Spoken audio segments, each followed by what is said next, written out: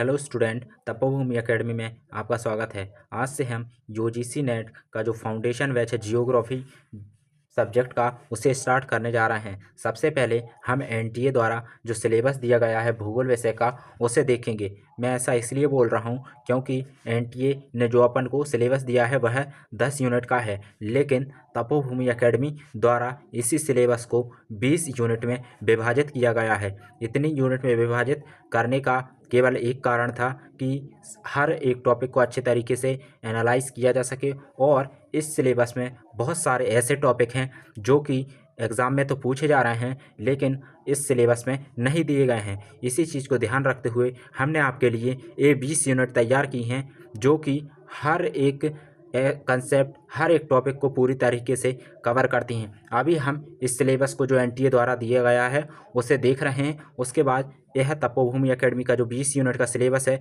उस पर विस्तार से चर्चा करेंगे। चलिए देख लेते हैं सबसे पहले इस सिलेबस को कि एनटीए द्वारा जो सिलेबस दिया गया है इसमें कौन कौन से टॉपिक दिए गए हैं। ठीक है, चलिए तो देख लेते हैं इस सिलेबस को। यूजीसी नेट एनटीए द्वारा यह सिलेबस दिया गया है, हम इसको देख रहे हैं। ठीक है, भूगोल विषय का यह सिलेबस है। विषय सूची आपके सामने है। पहली इकाई इसमें है भूआकृतिक विज्ञान, दूसरी इकाई है जलवायु विज्ञान, तीसरी इकाई है समुद्र विज्ञान, चौथी जो यूनिट है वह है पर्यावरण भूगोल, पांचवी जो यूनिट है वह है जनसंख्या एवं अधिवास भूगोल। अभी केवल इनको शॉर्ट में देख रहे हैं, आगे पूरा विस्तार से सिलेबस दिया हुआ है। ठीक है, चलिए आगे चलते हैं। नेक्स्ट जो यूनिट है वह है आर्थिक गतिविधि और क्षेत्रीय विकास का भूगोल। अगली यूनिट कौन सी है? 7 सांस्कृतिक सामाजिक एवं राजनीतिक भूगोल। 8 है भौगोलिक चिंतन। 9 है भौगोलिक तकनीकियाँ। और लास्ट हमारी जो 10 यूनिट है वह है भारत का भूगोल। चलिए अब आगे इन सभी यूनिट का जो सिलेबस दिया गया है उस पर विस्तार से चर्चा कर लेते हैं। सबसे पहले तो आपको एक बात बता देना चाहता हूँ, जिसको भी यह इस सिलेबस की जो पीडीएफ चाहिए वह है तपोभूमि एकेडमी का जो टेलीग्राम चैनल है उसको ज्वाइन कर लीजिए, क्योंकि हम आपको जितना भी सिलेबस कंप्लीट कराने वाले हैं उसकी जो पीपीटी फॉर्म में यह जो पीडीएफ है वह तपोभूमि एकेडमी के टेलीग्राम चैनल पर ही अपलोड की जाएगी। जिसको भी नोट्स चाहिए हो टेलीग्राम चैनल को ज्वाइन कर लीजिए, और ज्वाइन करने के बाद उसे छोड़ना नहीं है, क्योंकि क्लास कंप्लीट होने के बाद वहीं आपको पीडीएफ मिलेगी। हर एक नोट्स वहीं मिलने वाला है। कुछ स्टूडेंट होते हैं नोट्स को डाउनलोड करके सेव करके और चले जाते हैं, ऐसा मत कीजिए, उसको ज्वाइन करके रखिए, क्योंकि वहाँ पर आने वाले समय में बहुत सारे नोट्स अपलोड किए जा रहे हैं इस पीपीटी के रूप में, जो कि कंसेप्ट बेस्ड हैं।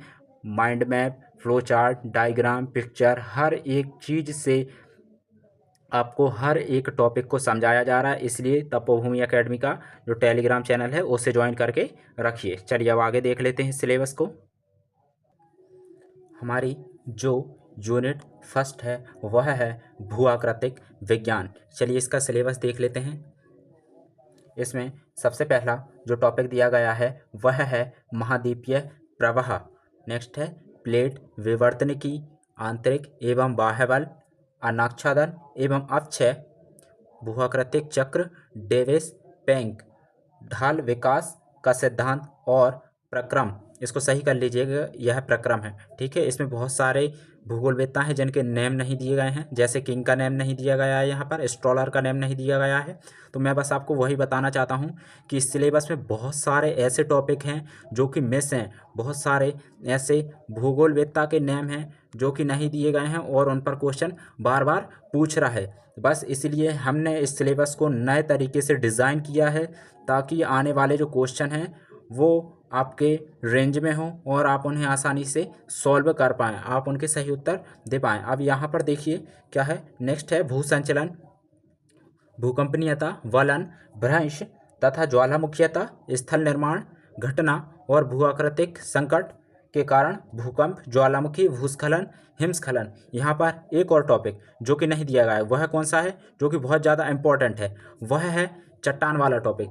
चट्टान वाला एक बहुत ही इम्पोर्टेंट टॉपिक है जिस पर बार बार क्वेश्चन पूछ रहा है, लेकिन एनटीए द्वारा अपने सिलेबस में उसे नहीं दिया गया है। बस मैं आपको यही बताना चाहता हूँ कि इस सिलेबस में बहुत सारे टॉपिक मिस हैं जिनसे बार बार क्वेश्चन पूछ रहा है, इसलिए हमने पूरे सिलेबस को 20 यूनिट में बिल्कुल नए तरीके से डिज़ाइन किया है और आपको यहाँ वही मिलेगा जो कि एग्ज़ाम में डायरेक्ट आने वाला है। हर एक चीज़ आपको यहाँ पर कंसेप्ट से समझाई जाएगी। बस आप तप्पो होमी एकेडमी का टेलीग्राम चैनल ज्वाइन करके रखिए और हमारा जो यूट्यूब चैनल है जो कि आर्या के नाम से है उसे सब्सक्राइब कर लीजिए। ठीक है, चलिए आगे चलते हैं। नेक्स्ट हमारी जो यूनिट है यूनिट 2 देख लेते हैं। ठीक है, यूनिट 2 कौन सी है? जलवायु विज्ञान। इसमें भी टॉपिक देख लीजिए कौन कौन से टॉपिक हैं। वायुमंडल की संरचना एवं संयोजन, सूर्यताप, पृथ्वी का ऊष्मा बजट, तापमान, वायुमंडलीय दाब और पवनें, वायुमंडलीय परिसंचरण जिसमें वायु राशियाँ, वाताग्र, ऊपरी वायुमंडलीय वायु संचलन, चक्रवात एवं प्रतिचक्रवात, उष्ण कटिबंधीय शीतोष्ण कटिबंधीय चक्रवात दोनों प्रकार के पढ़ेंगे इसमें।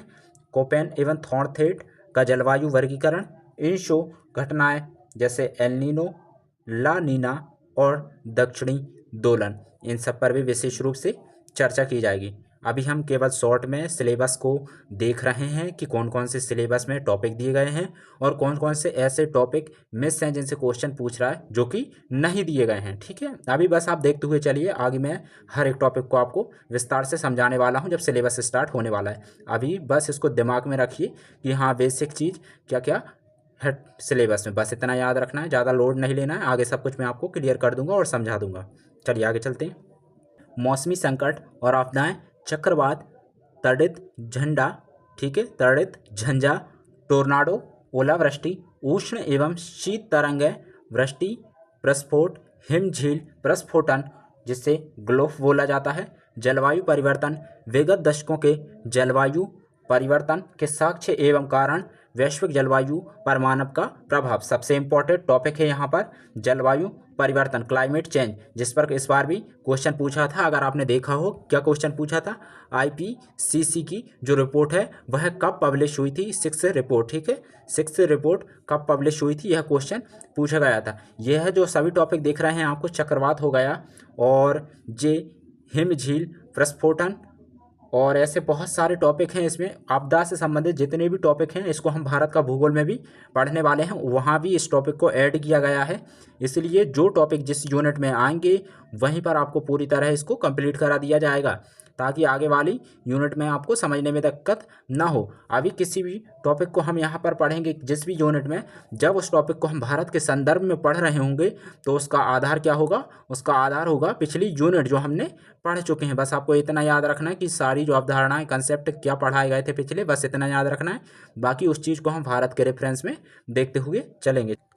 नेक्स्ट हमारी जो यूनिट है वह है यूनिट 3, क्या है, समुद्र विज्ञान। इसमें जो टॉपिक दिए गए हैं, महासागरीय उच्चावच, संयोजन, तापमान, घनत्व और लवणता, सैलिनिटी, डेंसिटी, संचरण, गर्म एवं ठंडी धाराएं। सबसे इंपॉर्टेंट टॉपिक है, धाराएं क्या होती हैं, करंट्स। इन पर हर साल क्वेश्चन पूछता है। जहां क्वेश्चन पूछे जाते हैं मैं आपको पहले ही बता दे रहा हूं कि कौन सा क्वेश्चन अभी पूछा जाने वाला है।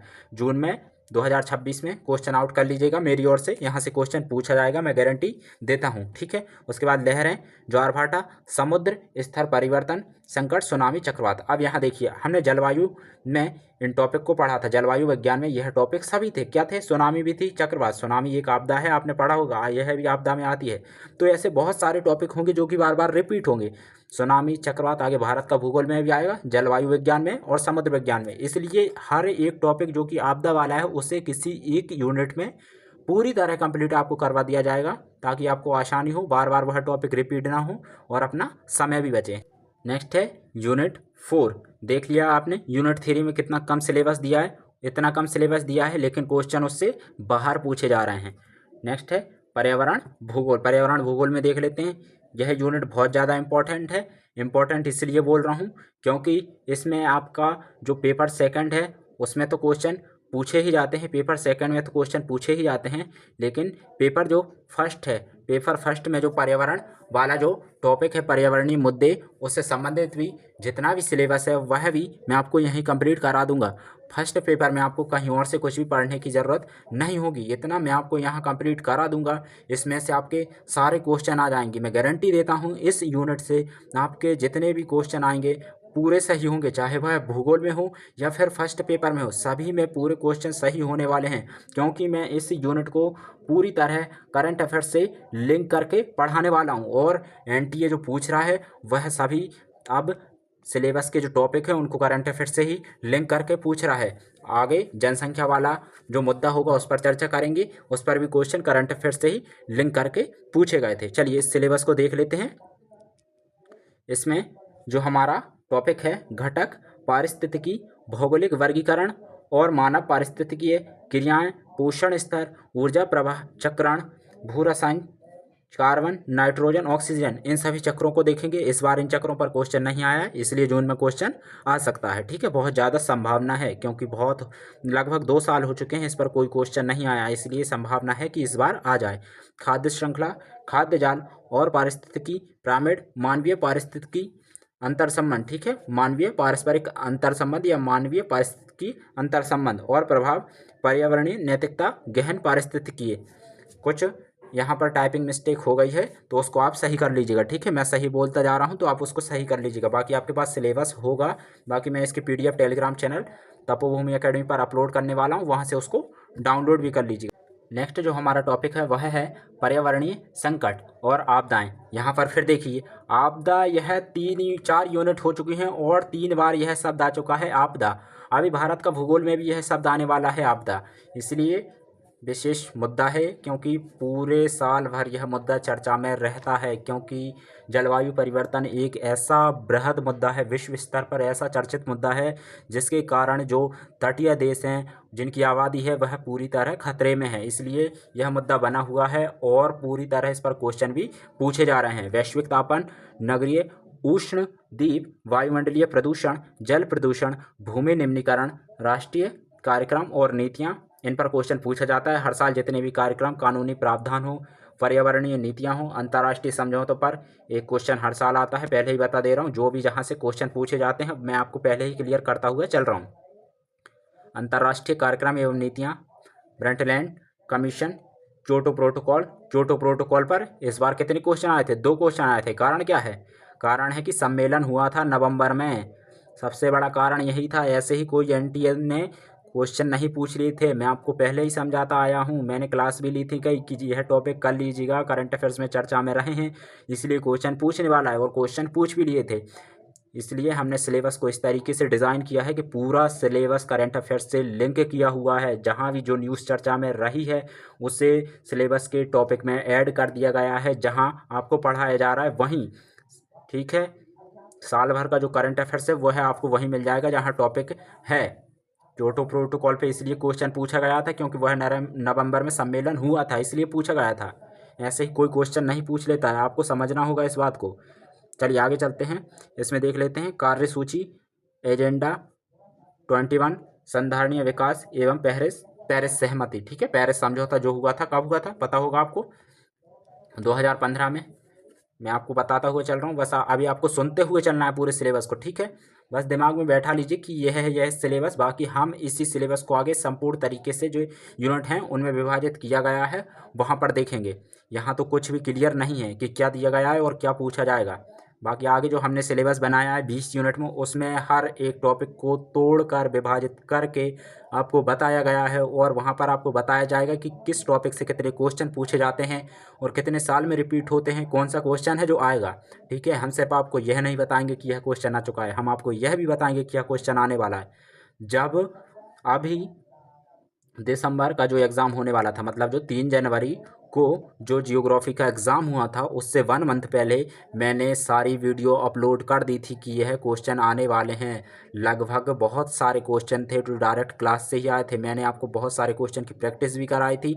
ठीक है, और बहुत सारी ऐसे टॉपिक बताए थे कि, और बोला भी था कि यह डायरेक्ट पूछे जाएंगे एग्ज़ाम में, और वह डायरेक्ट भी पूछे गए थे। इसलिए मैं क्लियर कर देता हूँ, जून में बहुत सारे क्वेश्चन ऐसे आने वाले हैं जो क्लास से ही आने वाले हैं। मैं आपको 1 मंथ पहले पूरा बता दूंगा कि जो जो आने वाला है। ठीक है, बस जुड़े रहिएगा।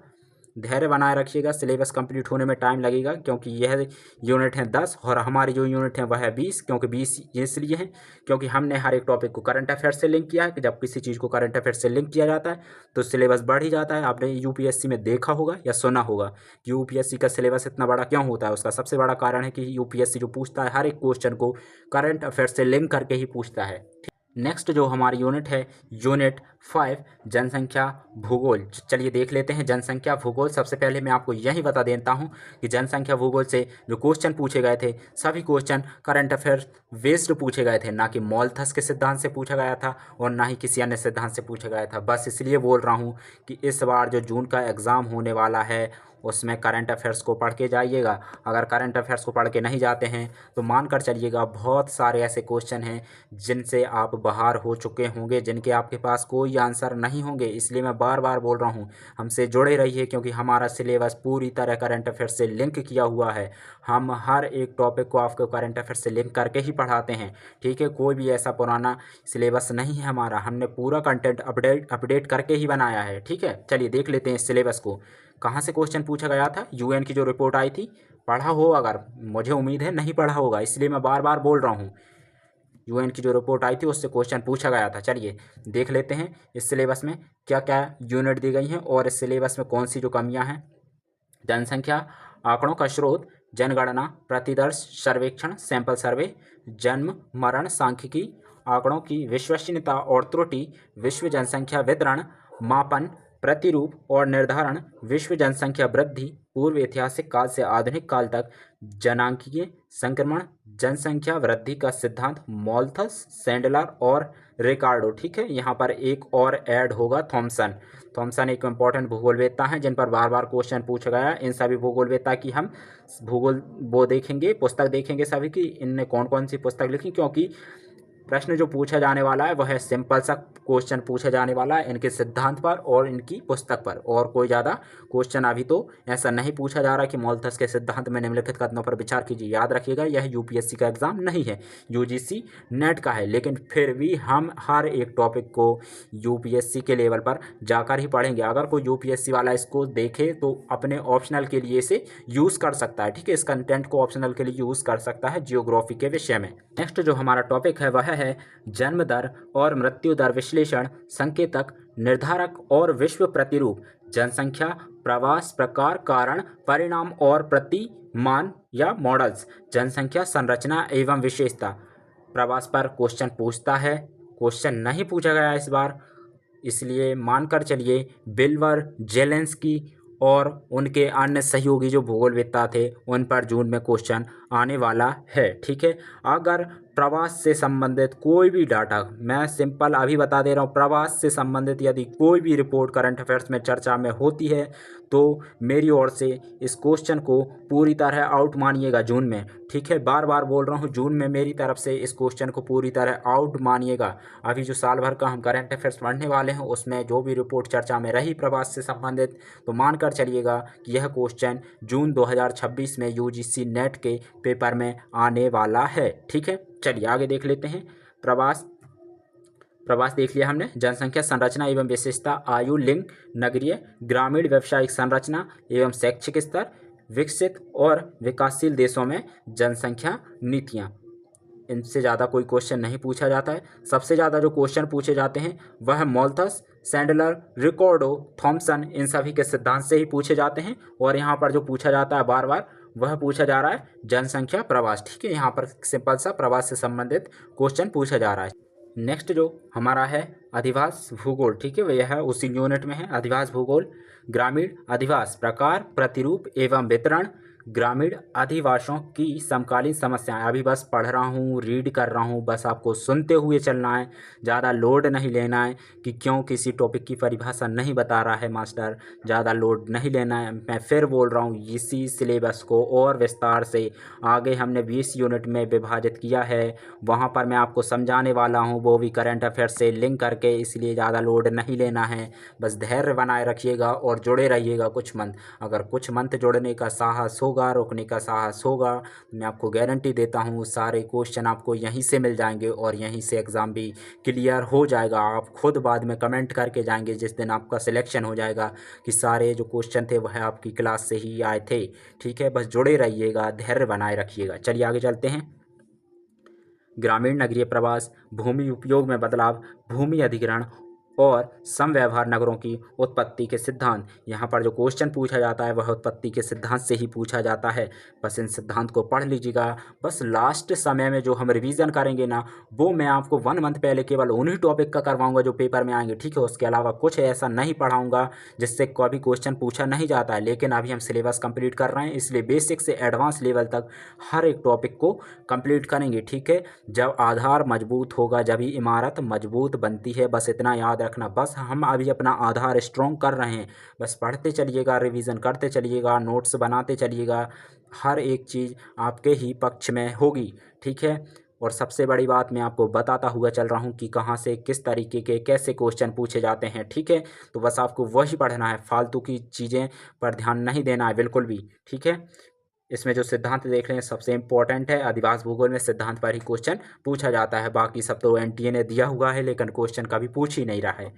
हेनरी, पिरेनी, लेविस, मॉमफोर्ड और भी भूगोलवेत्ता हैं लेकिन इन्होंने ऐड नहीं किए, लेकिन हम उनको ऐड करके, मैं फिर बोल रहा हूँ, अधिवास भूगोल में आपको 20 से अधिक भूगोलवेत्ता पढ़ाने वाला हूँ। जितनी भी यूनिट है, चाहे वह जनसंख्या भूगोल हो, आर्थिक भूगोल हो, राजनीतिक भूगोल हो, कृषि भूगोल हो, सब में मैं आपको 20 से अधिक भूगोलवेत्ता और हर एक भूगोलवेत्ता की 2 से 3 बुकों के नेम पढ़ाने वाला हूँ। जितना कि आप जानते होंगे, अगर आपने PYQ का एनालिसिस किया हो तो आपको पता चलेगा कि कहाँ से कितने क्वेश्चन पूछ रहा है। अगर आपने एनालिसिस नहीं किया है, आप सिर्फ तैयारी कर रहे हैं, तो मानकर चलिएगा सिलेक्शन कभी नहीं होने वाला है। मैं आपको अभी और इसी टाइम बता दे रहा हूँ कि जो क्वेश्चन पूछ रहा है 5 क्वेश्चन मानकर चलिएगा। ठीक है, हर साल 5 क्वेश्चन, इससे ज़्यादा भी आ सकते हैं, पहले ही बता दे रहा हूँ। 5 क्वेश्चन भूगोलवेत्ता और उनसे संबंधित बुक सिद्धांत से डायरेक्ट इनडायरेक्ट पूछ रहा है। ठीक है, डायरेक्ट इनडायरेक्ट पूछ रहा है। सबसे ज़्यादा पुस्तक और भूगोलवेत्ता से ही पूछे जा रहे हैं क्वेश्चन, इसलिए हम हर एक यूनिट के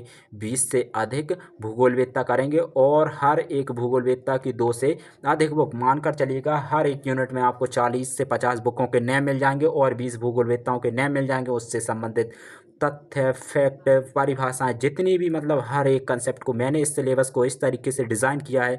अगर आपने एक बार इस सिलेबस को अपने तरीके से कर लिया, कंप्लीट रिवीजन कर लिया इसका बार बार, तो यकीन मान कर चलिएगा आपका सिलेक्शन निश्चित हुई होने वाला है। ठीक है, निश्चित ही आपका सिलेक्शन होगा। बस जुड़े रहिएगा और धैर्य बनाए रखिएगा। चलिए आगे चलते हैं।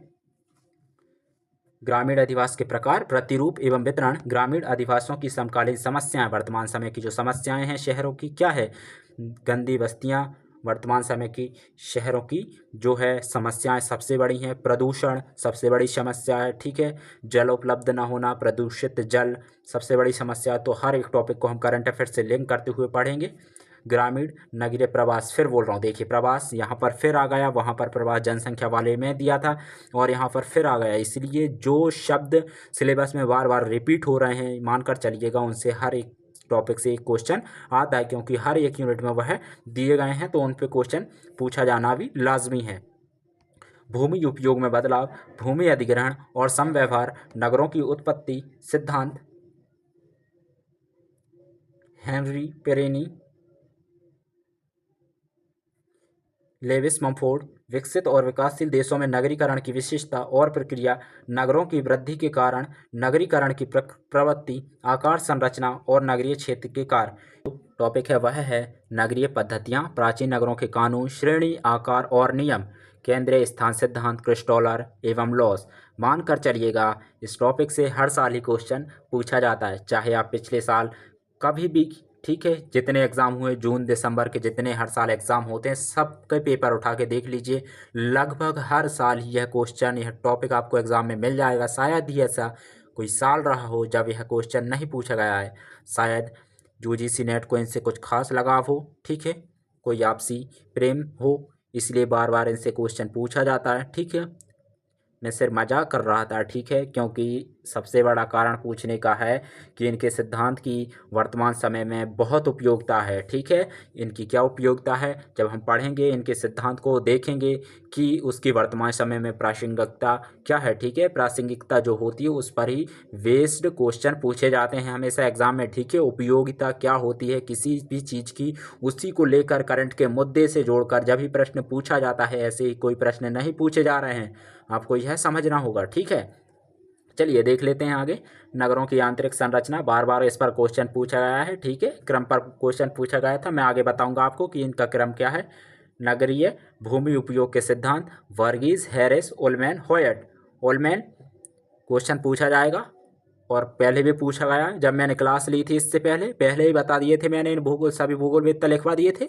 और उलमैन पर पहले ही बोल दिया था कि क्वेश्चन आएगा, क्रिस्टोलर पर बोल दिया था, लॉस पर बोल दिया था कि क्वेश्चन आएगा, ठीक है। जितने मैंने भूगोलवेत्ता बताए थे, जितनी बुक बताई थी, जितने टॉपिक बताए थे, हर एक से क्वेश्चन आया है। लेकिन स्टूडेंट का यही है कि उन्हें उसी टीचर से पढ़ना है जिसकी बहुत ज़्यादा पहचान हो, बहुत ज़्यादा फैन फॉलोइंग हो, ठीक है। लोग उसी को फॉलो करते हैं, कभी उसे सपोर्ट नहीं करते हैं, जो कि एक ऐसे क्षेत्र से निकल कर आ रहा है जहाँ से खुद संघर्ष कर के आ रहा है, खुद सीखता हुआ आ रहा है, ठीक है, खुद का अपना अनुभव है।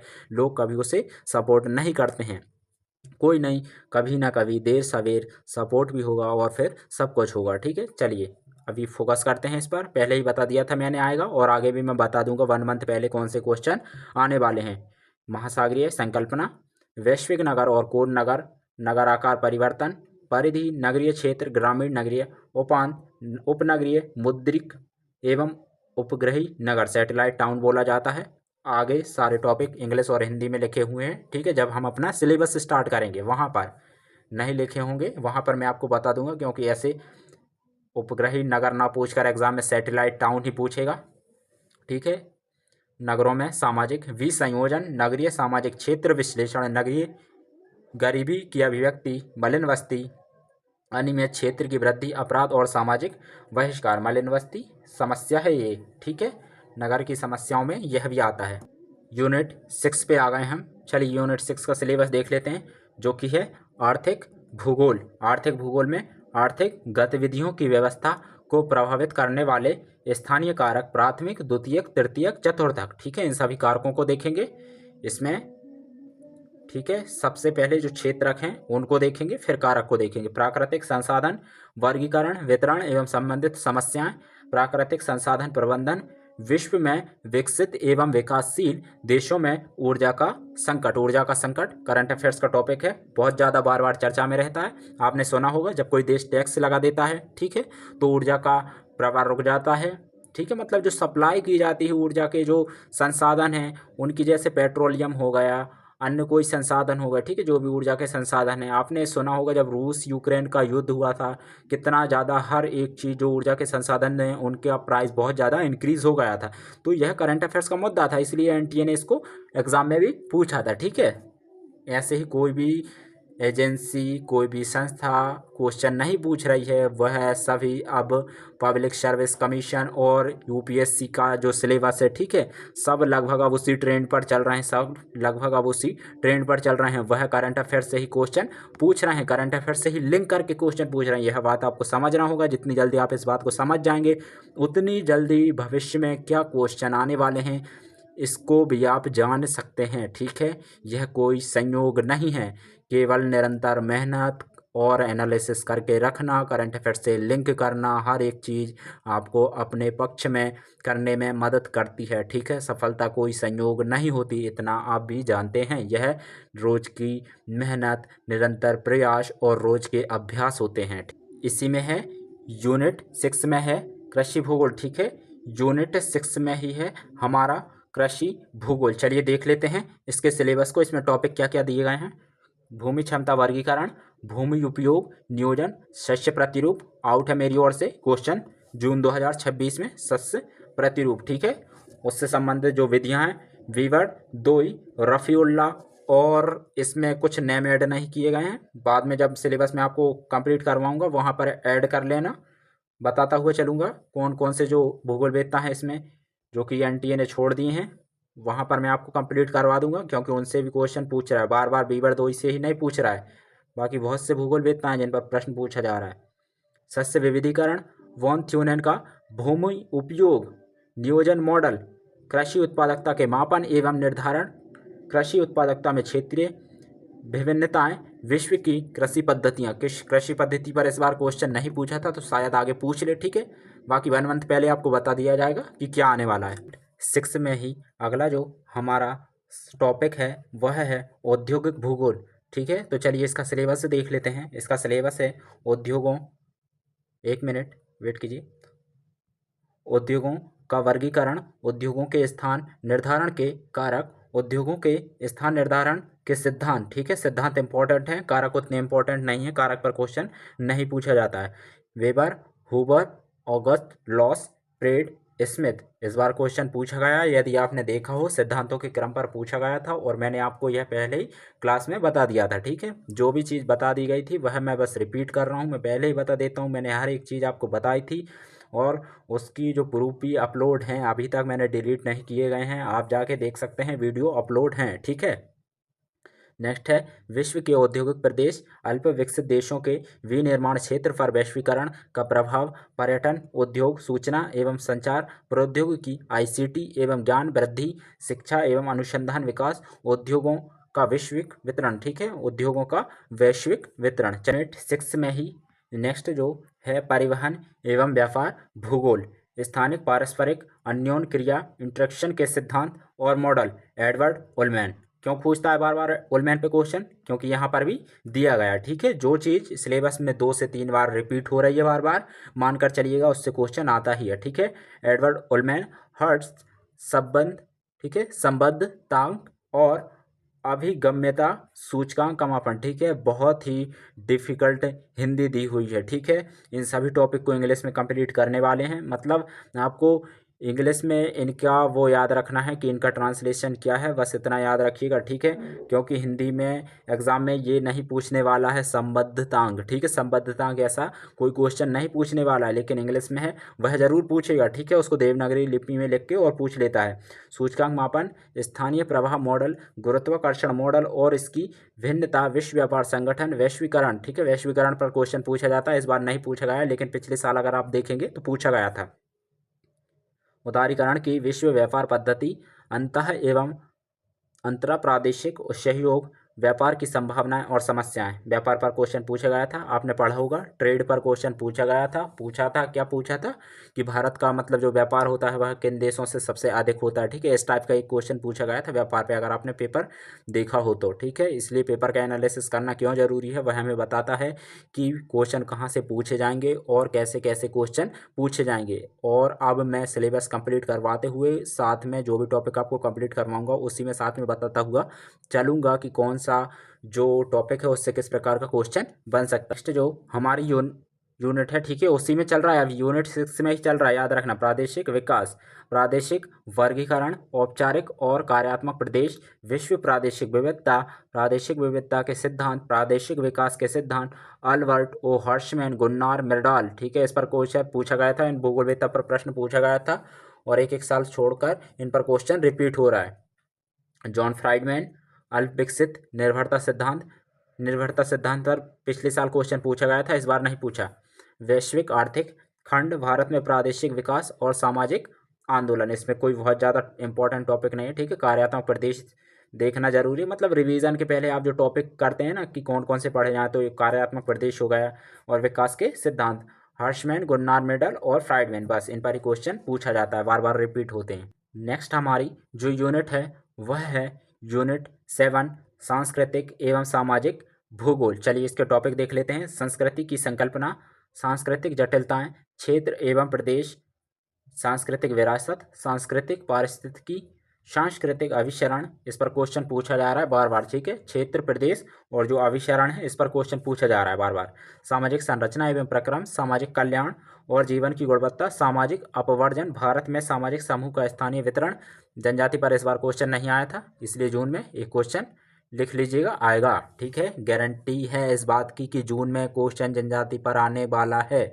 क्योंकि इस बार क्वेश्चन नहीं पूछा गया था, हर साल क्वेश्चन पूछता है, इसलिए जून 2026 में इस बार एक क्वेश्चन आउट मानकर चलिएगा। ठीक, नेक्स्ट जो टॉपिक है धर्म एवं भाषाएं, पर्यावरण और मानव स्वास्थ्य, रुग्णता, पारिस्थितिकी, पोषणता की स्थिति, निदान की स्थिति, वर्गीकरण और स्थानीय एवं मौसमी वितरण का प्रतिरूप, विशेषतः भारत के संदर्भ में, भारत में स्वास्थ्य सुरक्षा, इसको सही कर लीजिएगा, भारत में स्वास्थ्य सुरक्षा की योजना और नीति, भारत में चिकित्सा पर्यटन। यहाँ से ये जितने भी टॉपिक है पूरी तरह करंट अफेयर्स बेस्ड है, वहीं से पूछने वाला है। ठीक है, मैं आपको करा दूंगा, इन सबको करंट अफेयर से लिंक करके पढ़ा दूंगा। ठीक है, बाकी वहाँ भी जहाँ इनसे जो भी कंसेप्ट संबंधित होंगे, ठीक है, उनको भी पढ़ लेंगे। बाकी ज़्यादा फोकस जो होगा करंट अफेयर्स पर ही होगा। जितने योजनाएं आ रही हैं स्वास्थ्य से संबंधित, जो भी लिंक हो सकती हैं अपने सिलेबस में, उनको लिंक करेंगे और उनको ही पढ़ेंगे, क्योंकि वो क्वेश्चन तो उन्हीं से पूछना है, ना कि इन टॉपिक से। ठीक है, ये तो आधार होते हैं। नेक्स्ट है राजनीतिक भूगोल। राजनीतिक भूगोल देख लेते हैं। परिसीमाओं एवं सीमाओं की संकल्पना, विशेषकर भारत के संदर्भ में, हॉटलैंड एवं रिमलैंड सिद्धांत। ठीक है, मोस्ट इम्पोर्टेंट सिद्धांत, क्वेश्चन आता है, नोट कर लीजिएगा बहुत अच्छे से। ठीक है, आता ही है, हॉटलैंड एवं रिमलैंड थ्योरी। राजनीतिक भूगोल की प्रवृत्ति और विकास, सिंपल सा इनका कालक्रम होगा, उसको याद रखना है। संघवाद का भूगोल, भारत में निर्वाचन सुधार, निर्वाचन व्यवहार के निर्धारक, जलवायु परिवर्तन की भू राजनीति। ठीक है, अब देखिए जलवायु परिवर्तन की भू राजनीति, अगर आप इसको किसी बुक से, किसी नोट से पढ़ने की कोशिश करेंगे तो मानकर चलिएगा अगर इस पर क्वेश्चन आता है तो आप उसे कभी सॉल्व नहीं कर पाएंगे, क्योंकि जलवायु परिवर्तन की नीति वर्तमान समय का मुद्दा है। ठीक है, कि किस प्रकार जलवायु देश के विभिन्न देशों की भू राजनीति को प्रभावित कर रहा है। ठीक है, विश्व संसाधनों की भू राजनीति, भारत की हिंद महासागरीय भू राजनीति, प्रादेशिक सहयोग के संगठन SAARC, ASEAN, OPEC, European Union, विश्व संसाधनों की नव राजनीति। तो यहाँ पर जो संगठन के नाम दिए गए हैं SAARC, ASEAN, OPEC, European Union. अब देखिए केवल इतने ही संगठन दिए गए हैं, लेकिन बहुत सारे संगठन हैं जिन पर बार बार क्वेश्चन पूछ रहा है, जो कि यहाँ पर ऐड नहीं है, और वह भी करंट अफेयर्स से ही पूछ रहा है। बार बार मैं करंट अफेयर्स का जिक्र इसलिए कर रहा हूँ क्योंकि जो भी क्वेश्चन आप पूछने वाला है वह करंट अफेयर से ही पूछने वाला है, इसलिए स्टैटिक पर ही मत लगे रहिए। हर एक टॉपिक को करंट अफेयर से लिंक करना सीखिए, जो भी मुद्दे चर्चा में होते हैं उन पर फोकस कीजिए। ठीक है, साल भर जो संगठन चर्चा में रहे होंगे और खासकर ऐसे संगठन जिनकी अध्यक्षता भारत ने की है उन पर क्वेश्चन आएगा ही। ठीक है, उन संगठनों को जरूर पढ़ लीजिएगा जिनकी अध्यक्षता भारत ने की थी। ठीक है, जब G20 पर हुआ था सम्मेलन तो उस पर भी बार बार क्वेश्चन पूछा गया है, इसलिए मैं आपको बता रहा हूँ। ठीक है, बहुत से ऐसे संगठन हैं जिनकी भारत ने अध्यक्षता की है और उन पर डायरेक्ट क्वेश्चन पूछा गया है। ठीक है, उतना डिटेल में जाकर नहीं पूछता है जितना यूपीएससी पूछता है, लेकिन उतना बेसिक फैक्ट पूछ लिया जाता है। ठीक है, बेसिक फैक्ट कैसे, जैसे कौन सी कंट्री इसके सदस्य थी, क्या भारत अध्यक्ष है, नहीं है। ठीक है, इस टाइप के प्रश्न कुछ पूछ लिए जाते हैं। अगली जो हमारी यूनिट है वह है यूनिट 8। ठीक है, यूनिट 8 को देख लेते हैं। इसमें जो हमारे टॉपिक हैं भौगोलिक ज्ञान में ग्रीक, रोमन, अरब, चीनी, भारतीय भूगोलवेत्ताओं का योगदान। ठीक है, इसमें सबसे पहले तो हम इसमें देखेंगे, उनका क्रम देखेंगे कि कौन से भूगोलवेत्ता पहले आए, कौन से बाद में आए। ठीक है, उनको जन्म के क्रम के आधार पर याद रखना है, प्रश्न वहीं से आना है और यहीं से पूछा जाना है। ठीक है, किस टाइप का पूछा जाना है मैंने आपको बता दिया है। यहाँ पर 2-3 टाइप के क्वेश्चन बनते हैं, वो मैं आपको बता दूंगा जब सिलेबस स्टार्ट करवाऊंगा। बाकी इस यूनिट से जो प्रश्न आए थे कल्याणवाद, व्यवहारवाद और संभववाद, मैंने क्लास में व्हाइट बोर्ड पर पहले ही नोट करवा दिया था आपको। 3 ही शब्द लिखे थे। ठीक है, मैंने 3 ही शब्द लिखे थे, उसके अलावा कोई और शब्द इस टॉपिक से मैंने नहीं उठाया था। इतने सारे टॉपिक हैं, पर्यावरणवाद भी है, ठीक है, और भी अन्य टॉपिक हैं, लेकिन मैंने व्यवहारवाद, संभववाद और कल्याणवाद लिखा था और बोला भी था कि इन्हीं से क्वेश्चन आएगा। और व्यवहारवाद पर क्वेश्चन डायरेक्ट पूछा गया, एक क्वेश्चन नहीं, व्यवहारवाद पर 2 क्वेश्चन पूछे गए थे। मैंने बोला था कि क्वेश्चन आएगा और क्वेश्चन आया भी। ठीक है, आगे भी सभी क्वेश्चन यहीं से आने वाले हैं और क्लास से ही आएंगे, इसलिए पढ़ते चलिए, बढ़ते चलिए और जुड़े रहिए। चलिए आगे देख लेते हैं। भूगोलवेत्ताओं का योगदान, Varenius, Kant, Alexander, Humboldt, Ritter, Schaefer, Hartshorne. भौगोलिक चिंतन पर डार्विन का प्रभाव, भारतीय भूगोल की समकालीन प्रवृत्ति, भूगोल में कार्टोग्राफी और थीमेटिक विधियों का योगदान। बहुत सारे भूगोलवेत्ता हैं जिनके नाम यहाँ पर ऐड नहीं किए गए हैं, लेकिन हम इस यूनिट में कितने लगभग 50 से अधिक भूगोलवेत्ता कंप्लीट करने वाले हैं। जैसे हर यूनिट में हम 20 से अधिक भूगोलवेत्ता कंप्लीट करने वाले हैं, वहीं इस यूनिट में 50 से ज़्यादा भूगोलवेत्ता करेंगे, क्योंकि यह यूनिट बहुत ज़्यादा इंपॉर्टेंट है। इस यूनिट से जो क्वेश्चन टाइप पूछे जाते हैं वह भूगोलवेत्ता और उनसे संबंधित बुक पर ही पूछे जाते हैं, क्योंकि इस यूनिट में कोई भी सिद्धांत, थ्योरी वगैरह या कोई अवधारणा वगैरह विशेष रूप से नहीं दी गई है। इसलिए इस पर जो क्वेश्चन पूछे जाते हैं वह पुस्तक भूगोलवेत्ता पर पूछे जाते हैं। और जो कुछ अवधारणाएं दी गई हैं, जैसे व्यवहारवाद हो गया, कल्याणवाद हो गया, संभववाद हो गया, ठीक है, पर्यावरणवाद हो गया, नियतिवाद हो गया, प्रत्यक्षवाद हो गया, ऐसे बहुत सारे कंसेप्ट हैं जिनको हम डिटेल में पढ़ेंगे और उन पर क्वेश्चन आएगा। ठीक है, मैं हर एक चीज़ आपको बता दूंगा। बाकी आगे प्रमुख भौगोलिक परंपराएं, भूविज्ञान परंपराएं, ठीक है, इनको देखना महत्वपूर्ण है कि इनके क्रम पर क्वेश्चन पूछा जाएगा। मानव पर्यावरण अंतर संबंध, क्षेत्र अध्ययन और स्थानीय विश्लेषण। भौगोलिक अध्ययन में द्वैतवाद, भौतिक बनाम मानव, प्रादेशिक बनाम सुव्यवस्थित, निश्चितवाद, ठीक है, इसको सही कर लीजिएगा, निश्चयवाद बनाम संभववाद, गुणात्मक बनाम मात्रात्मक, वस्तुपरक बनाम सिद्धांतपरक, प्रतिमान विस्थापन, भौगोलिक परिदृश्य, प्रत्यक्षवाद, व्यवहारवाद, संरचनावाद, नारीवाद और आधुनिकतावाद। ठीक है, इन सभी टॉपिक पर भी विस्तार से चर्चा करेंगे।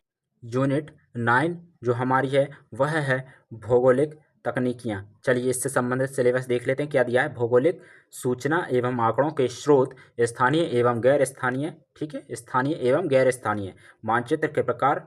इस यूनिट से जो क्वेश्चन पूछे जाने वाले हैं वह मानचित्र के प्रकार से पूछा जाना है और जीआईएस से पूछा जाना है। मानचित्र निर्माण की विधि, कोरोप्लेथ, समघनत्व, वर्ण मात्री, प्रवाह मानचित्र, मानचित्र पर आंकड़ों का निरूपण, पाई आरेख, दंडारेख, रेखा आरेख। उसके बाद हमारा टॉपिक आ जाएगा जीआईएस, आंकड़ा आधार, चित्र रेखापुंज, ठीक है, और सदिश वेक्टर पढ़ा होगा आपने, वेक्टर, ठीक है, उसको चित्र रेखापुंज और सदिश आंकड़ा प्रारूप एवं आरोपण आंकड़ा प्रतिरूप। नेक्स्ट है भौगोलिक सूचना तंत्र के कार्य, रूपांतरण, संपादन और विश्लेषण, अंकीय उत्थान मॉडल, डीईएम, भू संदर्भ समन्वय पद्धति, मानचित्र प्रक्षेप और आंकड़ा, भौगोलिक सूचना तंत्र का उपयोग, विषयात्मक मानचित्र कला, स्थानिक निर्णय समर्थन पद्धति, आधारभूत सुदूर संवेदन, वैद्युत चुंबकीय स्पेक्ट्रम, संवेदक एवं प्लेटफॉर्म, वियोजन एवं वियोजन के प्रकार,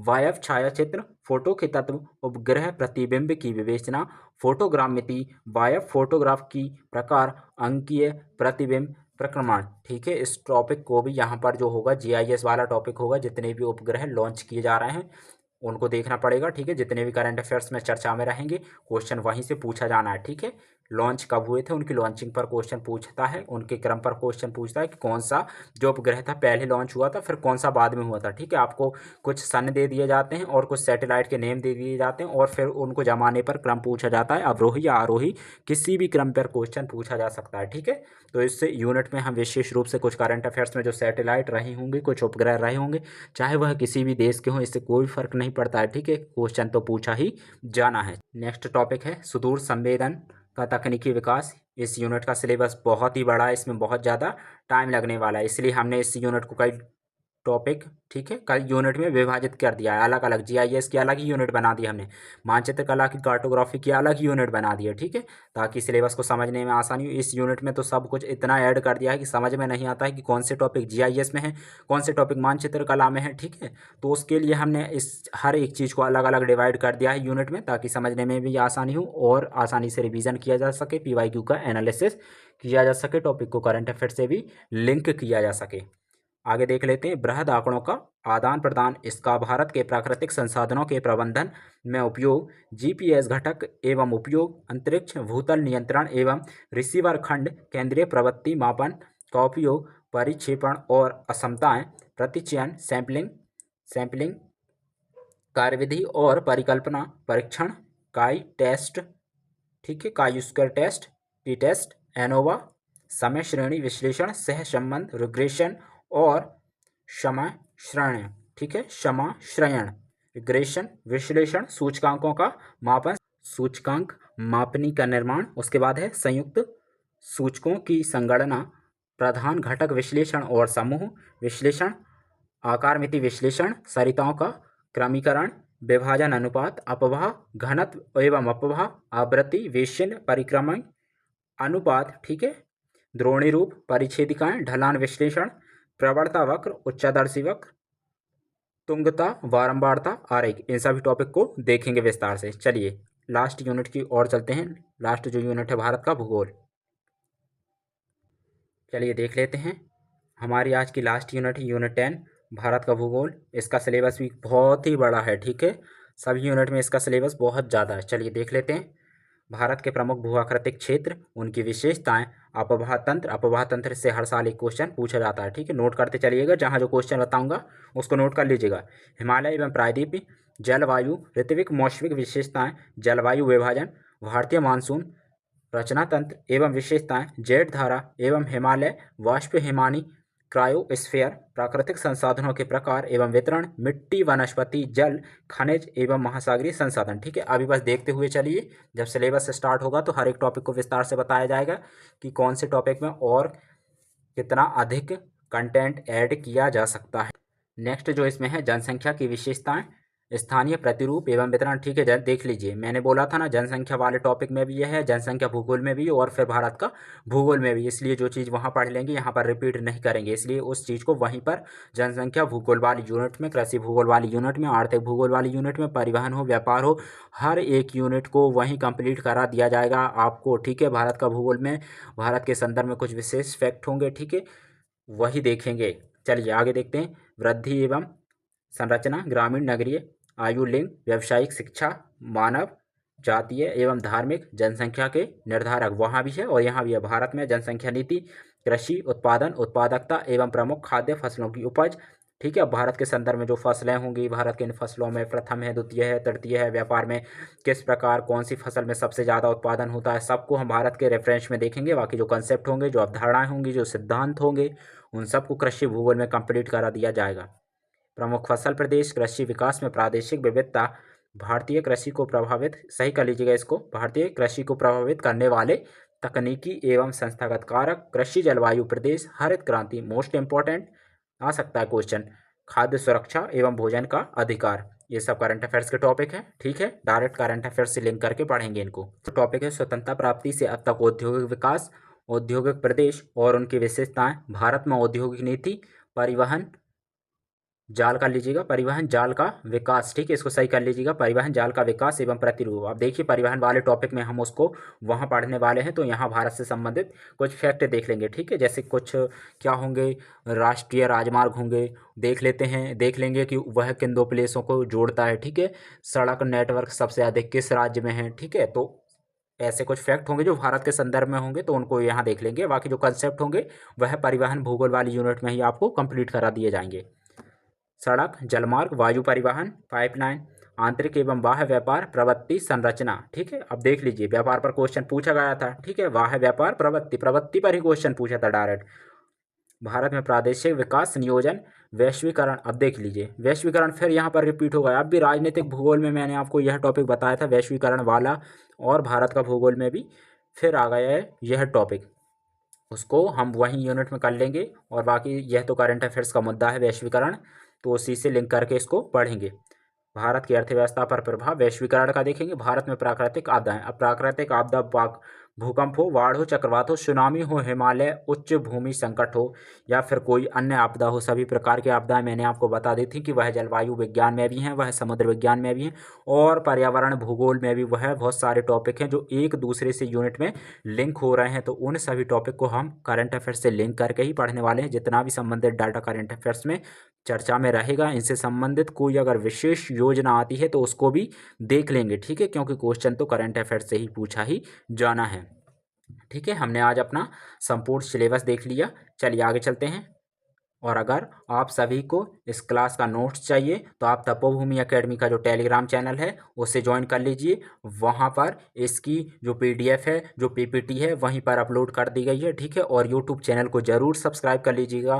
पूरा यूजीसी नेट भूगोल विषय का आपको संपूर्ण सिलेबस फ्री में यूट्यूब पर कंप्लीट करवाया जाएगा, ठीक है। कहीं और से आपको कुछ भी पढ़ने की ज़रूरत नहीं पड़ेगी। और सबसे बड़ी बात, इसके आपको पीडीएफ फॉर्म में, ठीक है, इसके आपको पीडीएफ फॉर्म में प्रिंटेड नोट्स भी दिए जाएंगे, ठीक है। पीडीएफ फॉर्म में इसके आपको प्रिंटेड नोट्स भी दिए, प्रिंटेड से मेरा मतलब है इसकी कॉपी मिलेगी, ठीक है, पीडीएफ फॉर्म में। जिसको भी इसको प्रिंट निकलवाना है आप निकलवा सकते हैं। बहुत अच्छे नोट्स हैं, ठीक है। हर एक टॉपिक को diagram, flow chart, mind map, picture के जरिए समझाया गया है ताकि आप इसे आसानी से समझ सकें, ठीक है। मिलते हैं नेक्स्ट क्लास में। यूट्यूब चैनल को ज़रूर सब्सक्राइब कर लीजिएगा और तपोभूमि एकेडमी का जो टेलीग्राम चैनल है उसे ज्वाइन कर लीजिएगा, ठीक है। मिलते हैं नेक्स्ट क्लास में। शुक्रिया।